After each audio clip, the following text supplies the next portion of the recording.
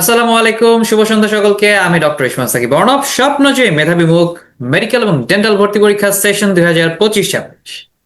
আজকে আমাদের সাথে রয়েছে এই বছর মেডিকেল এবং ডেন্টাল ভর্তি পরীক্ষা 2025-26 সেশনে সারা বাংলাদেশে 159তম স্থান অধিকার করে ঢাকা মেডিকেল কলেজে নিজের স্থান পাকাপোক্ত করে নেওয়া মোরসালিন ইসলাম।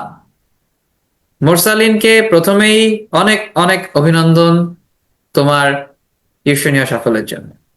ধন্যবাদ ভাই। মোরসালিন, তোমার কাছে আমি প্রথমেই জানতে চাইবো যে মোটামুটি এরকম সময় তুমি তোমার ফলাফল গতকাল হাতে পেয়ে গিয়েছিলে, তো রেজাল্ট পাওয়ার পরে তোমার অনুভূতি কেমন ছিল? রেজাল্ট পাওয়ার পরে প্রথমত আল্লাহ তাআলার কাছে শুকরিয়া আদায় করি। তিনি না চাইলে আমি এত ভালো রেজাল্ট অর্জন করতে পারতাম না। রেজাল্টের অনুভূতি বলতে গেলে আমরা পরিবারের সবাই, শুধু আব্বু বাদে সবাই আমরা একই সাথে বসে রেজাল্ট দেখার জন্য প্রস্তুতি নিচ্ছিলাম। তখন 2টা থেকে বসেছিলাম অনেকেই।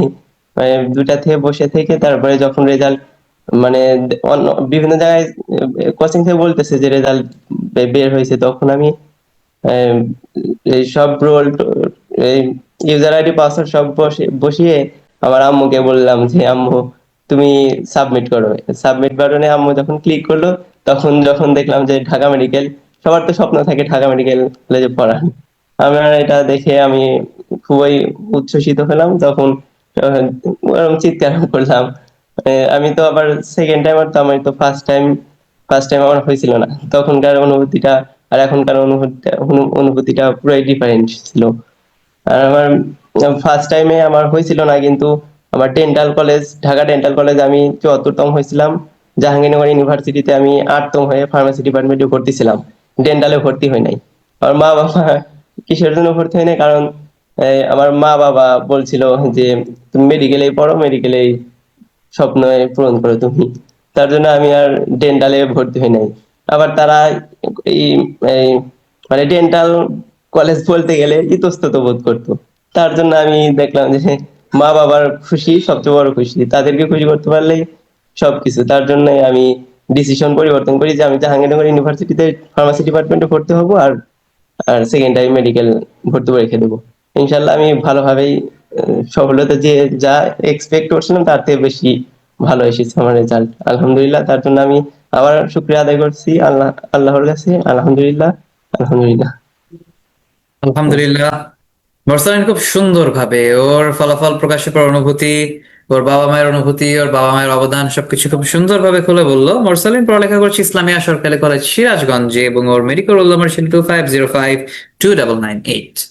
এখন আমি যদি মোরসালিন তোমার কাছে জানতে চাই যে তোমার এই যে যে সাফল্য, তোমার এতদিনের অধ্যবসায় তারপরে পাওয়া যে যে সাফল্য, এই সাফল্যে তুমি মেডিকোর সাথে যে সময়টুকু যুক্ত ছিলে, মেডিকোর কোন বিষয়টি তোমার এই ফলাফলের পেছনে সবচেয়ে বেশি সাহায্য করেছে বলে তুমি মনে করো?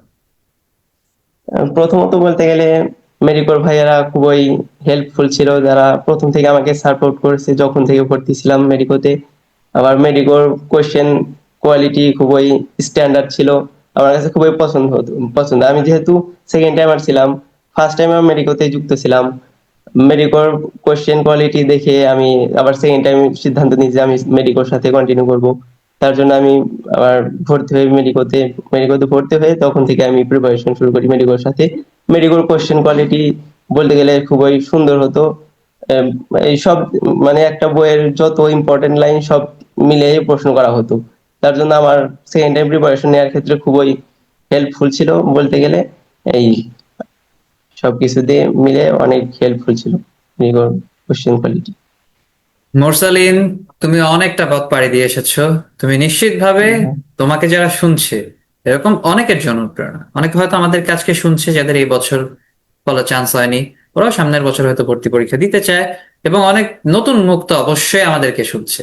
এখন সামনের বছর যারা ভর্তি পরীক্ষায় বসতে চায়, এদের উদ্দেশ্যে তোমার তরফ থেকে কি পরামর্শ থাকে? অনুজদের উদ্দেশ্যে বলতে গেলে তাদের প্রথম থেকে একটা গোল ফিক্সড করে নেওয়া উচিত যে কোন জায়গায় যাবে, ইঞ্জিনিয়ারিং না মেডিকেল, সে অনুযায়ী তাদেরকে প্রিপারেশন নিতে হবে। আর তাদের ইংরেজি জিকের ক্ষেত্রে একটু গুরুত্ব দেওয়া বেশি উচিত, কারণ তাদের এদিক দিয়ে এই ফিজিক্স কেমিস্ট্রি বায়োলজি যেগুলো মোটামুটি সবাই পারে, মোটামুটি সবাই প্রথম থেকেই প্রিপারেশন নিয়ে আসে। আর জিকে ইংলিশ যদি তার পাশাপাশি একটু বেশি ফোকাস করে তাহলে মেডিকেল ভর্তি পরীক্ষার ক্ষেত্রে অনেক ভালো রেজাল্ট আশা করা যায়।